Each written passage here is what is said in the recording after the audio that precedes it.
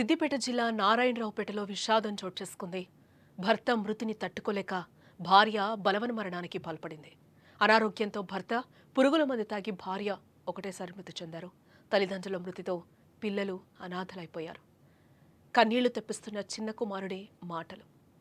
అమ్మా నాన్న దేవుడి దగ్గరకు వెళ్లారంటూ కూడా ఆ పిల్లలు రోధిస్తున్న తీరు అందరినీ కూడా కంటతడి పెట్టిస్తోంది.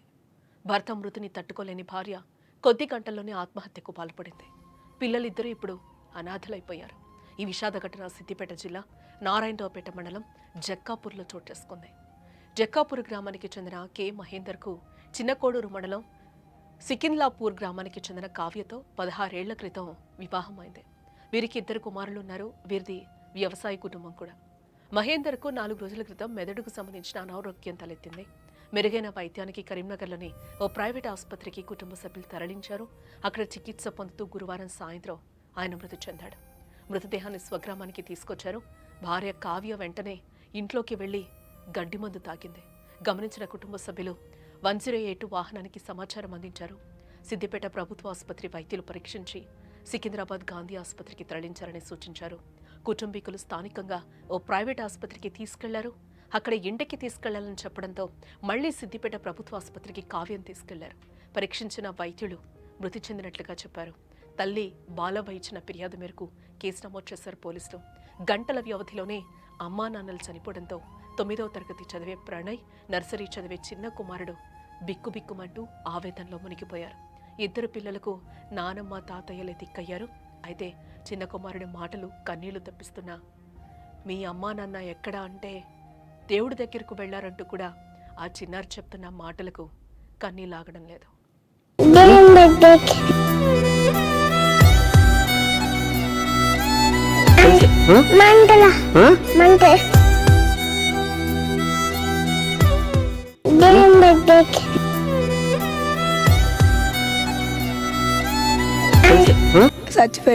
చచ్చిపోయిన తర్వాత మా కోడలు పెనుగు నీడు వేసిర్రు. మా కోడలు దండను ఉరికింది, పాత్రలో వచ్చింది, ఆయనతో మందు తాగింది. ఇక నా శవం ఇడిచిపెట్టి మరి ఆమెను కూడా కాపాడుకోవాలి కదా.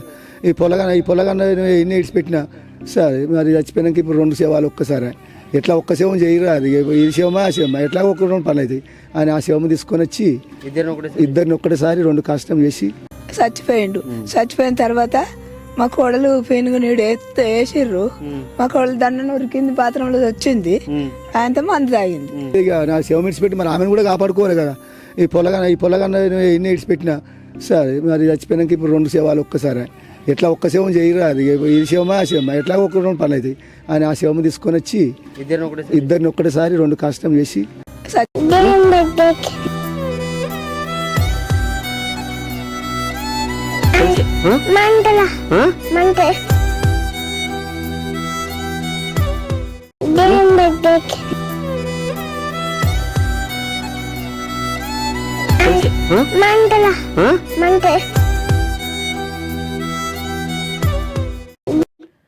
చిన్న బాబు చెప్తున్నాడు. ఆ మాటలకు కూడా కన్నీళ్ళు ఆగడం లేదు. అమ్మా నాన్న ఎక్కడికి వెళ్ళారంటే దేవుడి దగ్గరికి వెళ్ళారు అని చెప్తున్నారు. భర్త అనారోగ్యంతో చనిపోయాడు. ఆ భార్య ఆ మాటను తట్టుకోలేక ఇంటికి డెడ్ బాడీని తీసుకొచ్చే లోపే తను కూడా చూసి తట్టుకోలేక గడ్డి మందు తాగి కూడా ఈరోజు పిల్లల్ని అనాథలు చేసింది. ఆ తల్లి పిల్లల కోసం ఆలోచించలేదు. నర్సరీ చదువుకుంటున్నాడు ఆ చిన్న పిల్లాడు. ఆ పిల్లగాడికి ఏం తెలీదు. పాపం ఎక్కడికి వెళ్ళారు అని అడుగుతుంటే కూడా దేవుడి దగ్గరికి వెళ్ళారు అని చెప్తున్నారు.